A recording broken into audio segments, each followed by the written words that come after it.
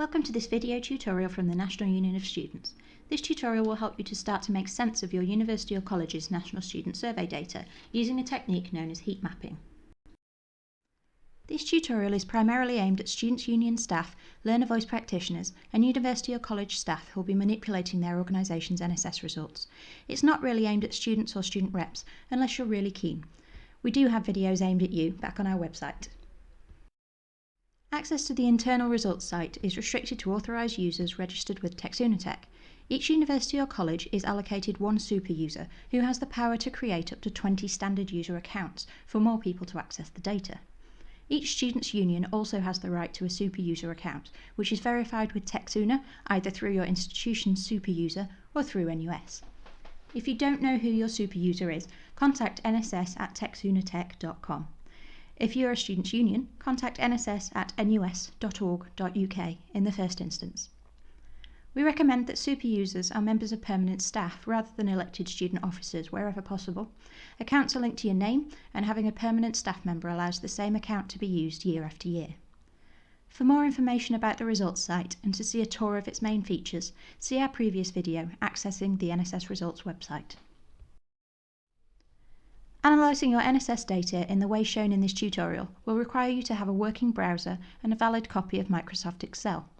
This tutorial will show you how to perform operations in Windows using Excel 2013. Other versions and Excel for Mac may have commands and functions in slightly different places. From experience, we don't recommend trying to do full-on NSS analysis on a tablet or smartphone. Try and get hold of a laptop or a desktop PC if at all possible.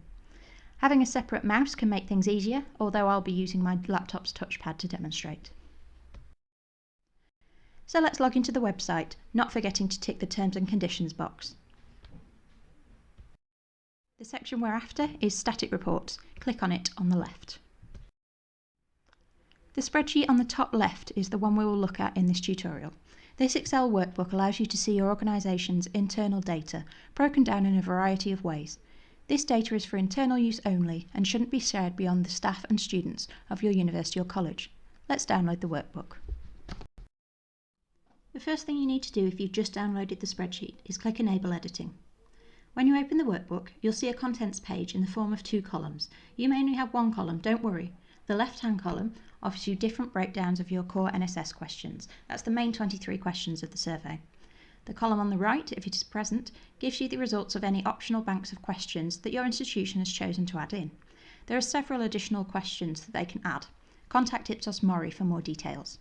We'll concentrate today on the core NSS questions, so we'll only be using the left-hand column. Let's click on the first spreadsheet, Overall Results. You can see there's a lot of data available here. Don't worry, we're going to filter out everything we don't need, but before that I'll show you how much data you can actually access from your spreadsheets. Each spreadsheet we work with will have the same measures available. Looking at column B, the first figure you can see is mean score. Because all the NSS questions are answered on a 5-point Likert scale from strongly disagree to strongly agree, each answer is scored as shown. The mean score is the average response in numerical form.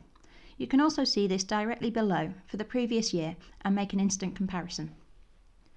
Directly beneath the mean score is the measure we usually use to report NSS results, percentage agree. This figure represents the percentage of students who answered agree or strongly agree.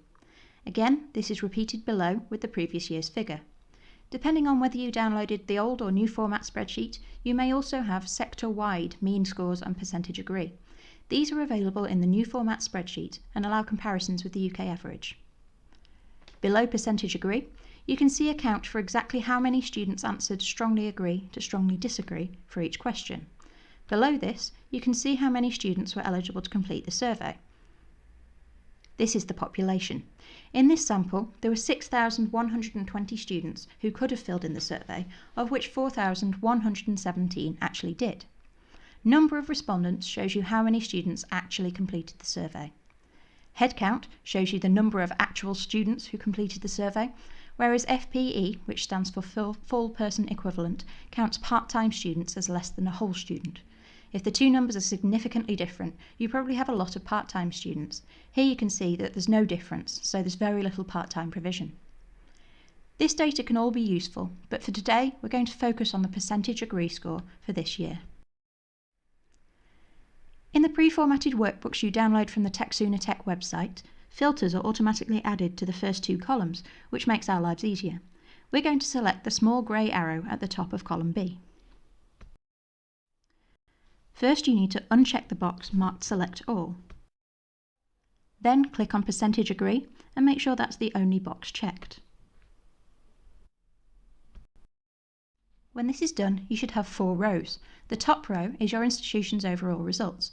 Below this, you'll see a row labelled HEI if you're at a university. This stands for Higher Education Institution and shows the average for all participating universities in the UK. If you're at a college, you'll see FEC for Further Education College, which is an average of all participating colleges in the UK.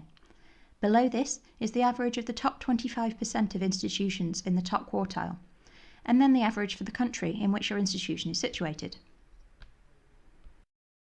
Going back to the contents sheet, you can see the breakdowns that are available. We're going to start with an analysis by subject, for which there are a number of different ways of splitting the data. There are 5 sheets that relate to subject: course, department and subject levels 1, 2 and 3.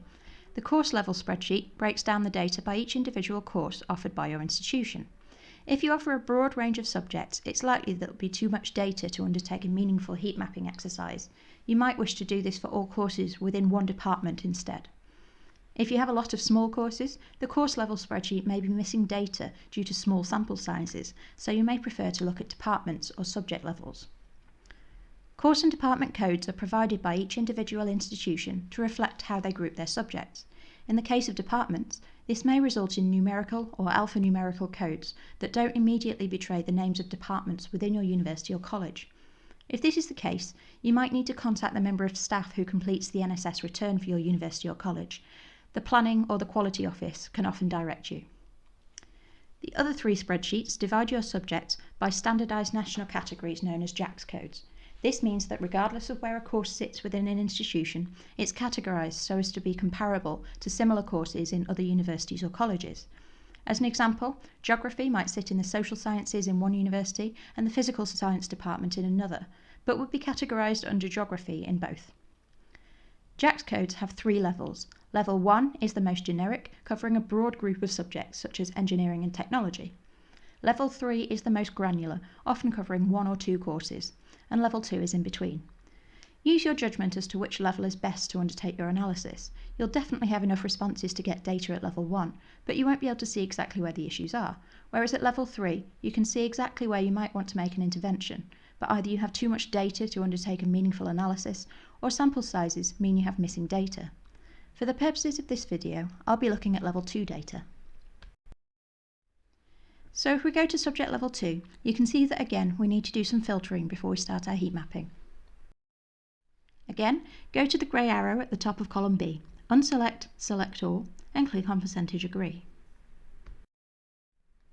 If you'd like to practice filtering out Percentage Agree, you can pause the video here and have a practice before we get into adding colour to our spreadsheet. If you like, pause the video and download your results spreadsheet from the TechSooner Tech website. Then, practice filtering out Percentage Agree on your overall results sheet.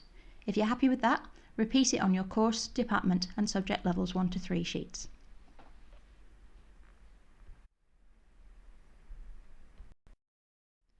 So now we just have our subjects and our Percentage Agree scores for each question. What we're going to do is produce a coloured heat map, giving you an at-a-glance overview of where the low-scoring areas are, as well as the good practice. To do this, we're going to use a technique called conditional formatting, which you can find in the middle of the ribbon on the Home tab. What I'm going to do first is highlight all the numbers by clicking in the first square with a number in on the top left, then dragging my cursor across and down until all the numbers are highlighted. Then I'm going to go to conditional formatting and highlight cells rules. This tells Excel if the number in this cell meets this criteria, colour it this way. To create our heat map, we're going to use 3 rules: greater than, less than, and between. First of all, we'll select greater than.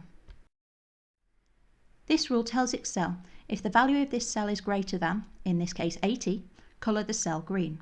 I've selected green from the drop-down list to highlight any area that scores above 80% satisfaction as good. You could add in any value you choose if you want. You could select your institution's average for question 22 and compare everything to that, or the UK average, whatever makes the most sense for you. I'm going to add a second rule. Keeping the numbers highlighted, I go back to conditional formatting, highlight cells rules, and select less than. I choose a value, in this case 70, because there are very few areas that score below 60, and press OK. Finally, for the sake of neatness, I'm going to colour all remaining cells yellow using the Between rule. Go back to conditional formatting, highlight cells rules, and select Between. Enter your two values, here I've put 70 and 80, and choose yellow from the drop-down list. Press OK and you're done. So now you have your completed heat map. You can look at the columns to see areas of concern across your institution. In common with many, my data shows the most reds in assessment and feedback, so this is an institution-wide issue that I would focus on. You can also look at the rows to see subjects with multiple issues. For example, here there's quite a lot of red and yellow and combined, so that's something I might want to look into further. Of course, there's no use creating a heat map for it to look pretty on your wall and not help create change for students. So here's a few things you can do with it. You could take it to your university or college's teaching committee, or the equivalent place where academic issues are discussed, to look at ways the institution as a whole could respond to the results. You could incorporate NSS into course rep or class rep training. We have resources to help you with that. And encourage reps to start conversations with their course staff about responding to NSS results. Always remember, the best approach is to be constructive rather than overly critical, and to offer your support for staff in improving areas of their course. A partnership approach is also best. If staff and students work together to decide and implement interventions, it's much more likely that the improvements will be what students actually need and what will improve NSS results for future years. Thank you for watching. If you have any queries, please contact nss@nus.org.uk.